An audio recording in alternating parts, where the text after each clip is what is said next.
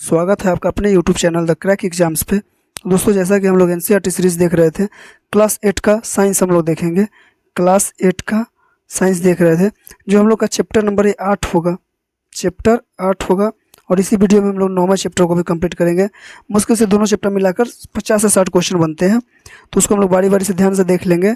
ठीक है, अगर आप लोग को वीडियो अच्छा लगता है तो लाइक कमेंट सब्सक्राइब अवश्य कीजिएगा। और आप लोग से एक बार यही रिक्वेस्ट करना चाहेंगे कि यहाँ पे वन लाइनर लगाने से पहले एक बार आप बुक को पढ़िए। मतलब जो भी चैप्टर का आप यहाँ पे आकर वन लाइनर लगा रहे हैं, उसको एक बार पहले बुक पढ़ लीजिए, उसके बाद यहाँ पर वन लाइनर लगाइए, ताकि आपको एग्जाम्स में काफ़ी बेनिफिट मिलने वाला है। क्योंकि जितने भी एनसीईआरटी जो एक बार पढ़ लीजिएगा और बेहतर ढंग से पढ़ लेते हैं, तो वो आने वाले हर एग्जाम्स के लिए इम्पोर्टेंट होगा। ठीक है, तो चलिए हम लोग शुरू करते हैं। पहला क्वेश्चन कहता है, निम्नलिखित बलों में से कौन से असंपर्क बल के उदाहरण। देखिए, अब ध्यान से देखिए, संपर्क बल नहीं कह रहा है, असंपर्क बल कह रहा है। तो घर्षण बल संपर्क बल है, जो हम लोग चलते हैं तो किस कारण, घर्षण बल के ही कारण चलते हैं, ये सब संपर्क बल है। चुंबकीय बल क्या है, ये असंपर्क बल हो जाएगा। स्थिर विद्युत बल ये असंपर्क बल हो जाएगा। फिर आपका जो है गुरुत्वाकर्षण बल, ये भी असंपर्क बल है। लेकिन पेशीय बल कैसा बल है, ये संपर्क बल है। तो 2, 3, 4 यही सही आंसर हो जाएगा इसका। ठीक है, चलिए अगला क्वेश्चन देखते हैं। चुंबक के समान ध्रुव परस्पर एक दूसरे को क्या करेंगे, प्रतिकर्षित करेंगे।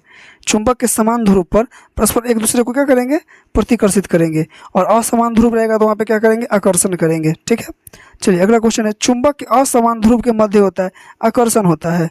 ठीक है, सेम रहेगा तो प्रतिकर्षण करेगा, और डिफरेंट और सेम रहेगा तो क्या करेगा, आकर्षण करेगा। पाचन प्रक्रिया में भोजन आहार नाल में आगे की ओर ढकेला जाता है किस बल के कारण, तो पेशीय बल के कारण। ये पेशीय बल कैसा बल है, तो संपर्क बल है, याद रखिएगा। पशु भी अपने शारीरिक क्रियाकलापों तथा अन्य कार्यों को करने के लिए कौन सा बल का उपयोग करते हैं, तो पेशीय बल करते हैं, पेशीय बल का उपयोग करते हैं। बैल, घोड़े, गधे तथा ऊंट जैसे पशु हमारे लिए विभिन्न कार्य करने के लिए उपयोग किए जाते हैं। इन कार्यों को करने के लिए कौन सा बल उपयोग होता है, तो पेशीय बल उपयोग होगा। चुंबक द्वारा किसी लोहे के टुकड़े पर लगाया गया बल कैसा बल होगा, असंपर्क बल होगा। असंपर्क बल का उदाहरण हम लोग क्या क्या पढ़े थे, चुंबकीय बल, स्थिर विद्युत बल, गुरुत्वाकर्षण बल, ये सब क्या है, असंपर्क बल है। विश्व में सभी वस्तुएं चाहे वह छोटी हो या बड़ी हो, एक दूसरे के ऊपर बल लगती है, क्या कहलाएगी, गुरुत्वाकर्षण कहलाएगी, गुरुत्वाकर्षण बल। कील के नुकीले सिरे का क्षेत्रफल इसके शीर्ष की अपेक्षा कैसा होगा, तो कम होगा। अभिकर्षण का अर्थ क्या होता है, अभिकर्षण माने खींचना होता है। अभिकर्षण का अर्थ क्या हो जाता है, खींचना होता है। ठीक है, चलिए अगला क्वेश्चन है, अन्वयन क्रिया के कारण उनके बीच में क्या लगता है, तो बल लगता है।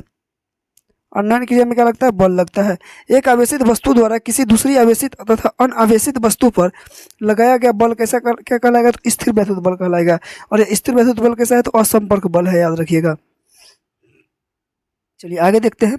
वायु द्वारा लगाए गए बल को क्या कहते हैं, वायुमंडलीय दाब। और वायुमंडलीय दाब को किससे मापते हैं, तो बैरोमीटर से मापते हैं। और वही वायु की गति आ जाएगा, तो वायु की गति को किससे मापेंगे, तो एनीमोमीटर से मापेंगे। ठीक है, निम्न में से किसमें दिशा और परिमाण दोनों होता है, संवेग में। किसका परिमाण व दिशा दोनों होता है, बल का सदिश राशि है, जिसमें परिमाण और दिशा समान होगा, क्या होगा, दिशा समान है, परिमाण और दिशा दोनों होगा तो क्या हो जाएगा, सदिश राशि हो जाएगा, वही चीज़ है। प्रत्येकांक क्षेत्रफल पर लगने वाले बल को क्या कहेंगे, दाब कहते हैं। दो सतहों के बीच संपर्क के कारण कौन सा बल उत्पन्न होती है, घर्षण बल। वस्तुएं पृथ्वी की ओर आकर्षित होती है, उसे कौन सा बल कहते हैं, गुरुत्व बल कहते हैं। कील के नुकीले सिरे को लकड़ी के तख्ते में ठोकने के लिए क्या उत्पन्न होता है, दाब उत्पन्न होता है। हमारी मांसपेशियों में लगने वाले बल क्या कहलाते हैं, पेशीय बल। पेशीय बल को क्या कहते हैं, संपर्क बल है पेशीय बल। किस बल के कारण नदियों में पानी नीचे की ओर बहता है, गुरुत्व बल के कारण। बल की प्रबलता किसमें मापी जाती है, तो परिमाण में मापी जाती है, परिमाण में, किसमें होगा। ठीक है, चलिए अगला क्वेश्चन है, दो सतहों के बीच संपर्क के कारण कौन सा बल उत्पन्न होता है, घर्षण बल उत्पन्न होता है। किसी वस्तु के संपर्क में होने पर कौन सा बल लगता है, पेशीय बल। इकाई क्षेत्रफल के वायु स्तंभ पर लगने वाले गुरुत्व बल किसके बराबर होते हैं, तो वायुमंडलीय दाब के बराबर होते हैं। वायुमंडलीय दाब को किसमें मापते हैं, तो बैरोमीटर से मापते हैं। 17वीं शताब्दी में जर्मनी के किस वैज्ञानिक ने बर्तनों से वायु बाहर निकालने से के एक पंप का आविष्कार किया था, ऑटो वैन गेरिक इनका नाम था। खिंचाव के कारण गति की अवस्था में परिवर्तन के उदाहरण है, कुएं से रस्सी द्वारा बाल्टी खींचना, ये भी है।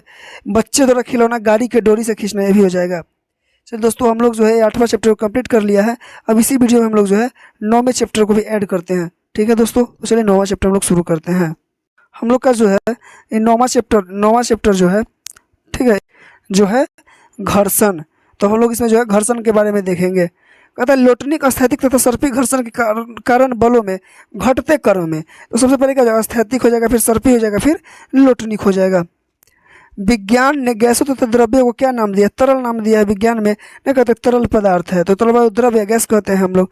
बॉल बेयरिंग का उपयोग किन चीज़ों में किया जाता है, छत वाले जो सीलिंग फैन होता है उसमें किया जाता है, साइकिल में किया जाता है, जो साइकिल में होता है, फिर नाभि हब होता है उसमें किया जाता है।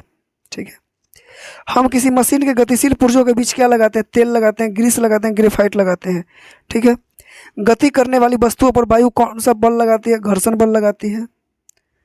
घर्षण बल सदैव गतिशील वस्तु की किस दिशा में लगता है, विपरीत दिशा में लगेगा। क्वेश्चन आ जाता है, डायरेक्ट आता है। घर्षण बल वस्तु किस दिशा में कार्य करता है, तो विपरीत दिशा में करता है। तरल में कौन गति कर सकता है, मछलियाँ कर सकती है, पक्षी कर सकती है। मछलियाँ पानी में करती है तो पानी क्या है, तरल है, द्रव है तो तरल हो जाएगा। पक्षी वायु में करती है तो वायु क्या है, गैस है, तो वही तरल में ही आता है। जब कोई वस्तु गतिमान नहीं होती है तो घर्षण कहलाता है स्थैतिक घर्षण। निम्नलिखित में से कौन घर्षण कम घर्षण उत्पन्न करेगा, सबसे कम कौन करेगा, लोटनिक। घर्षण बल किस पर निर्भर करता है, वस्तु की आकृति पर करेगा, तरल की प्रकृति पर करेगा। जब हम किसी मशीन का उपयोग करते हैं तो घर्षण से क्या उत्पन्न होने के कारण अत्यधिक ऊर्जा नष्ट हो जाती है, ऊष्मा उत्पन्न हो जाती है। कौन से वाहनों के टायर खाजेदार होते हैं, कारों के होते हैं, ट्रकों के होते हैं, बुलडोजरों के होते हैं। ठीक है, कबड्डी वाले खिलाड़ी अपनी पकड़ मजबूत करने के लिए अपने हाथों पर क्या रगड़ते हैं, मिट्टी रगड़ते हैं। देखिए होंगे अभी तो आप लोग गाँव में। चलिए आगे देखते हैं। जब एक वस्तु किसी दूसरी वस्तु के पृष्ठ पर लुढ़कती है तो उसकी गति के प्रतिरोध को कहते हैं लोटनिक घर्षण। लोटना क्या हो जाएगा, लोटनिक। तरल द्वारा लगाएगा घर्षण वालों क्या कहते हैं, कर्षण कहते हैं। किसी वस्तु को दूसरी वस्तु पर सरकने की तुलना में लोटन करना सदैव क्या होता है, आसान होता है। अधिकांश मशीन में संपर्क को डैश के उपयोग द्वारा लोटन में प्रतिस्थापित किया जाता है, बॉल बेयरिंग के द्वारा। कौन सी प्रक्रिया में ऊर्जा का क्षय हो जाएगा, घर्षण वाले में ऊर्जा का क्षय होता है। घर्षण कम करने वाले पदार्थ को क्या कहते हैं, स्नेहक कहते हैं। स्नेहक के रूप में ग्रेफाइट का उपयोग करते हैं। घर्षण किस कारण से होता है, दो पृष्ठों की अनियमितताओं के कारण होता है। किस बल के कारण फर्श पर लुढ़कती हुई गेंद कुछ समय के बाद रुक जाती है, तो घर्षण बल के कारण ही रुक जाती है। टायरों की तिल्लियों को खांचेदार बनाकर घर्षण किया जा सकता है, अधिक घर्षण होता है। घर्षण कम करने के लिए गतिशील पुर्जों के बीच किसका उपयोग किया जाता है, वायु की गद्दी का। किसी वस्तु को उसी चाल से गतिशील रखने के लिए आवश्यक बल उसके घर्षण की माप होती है, सर्पी घर्षण को। मशीन में बॉल बेयरिंग लगाने पर सर्पी घर्षण बल किस बल में परिवर्तित हो जाता है जिससे घर्षण का मान कम हो जाता है, तो लोटनिक घर्षण बल। घर्षण एवं स्नेहक का अध्ययन क्या कहलाएगा, ट्राइबोलॉजी।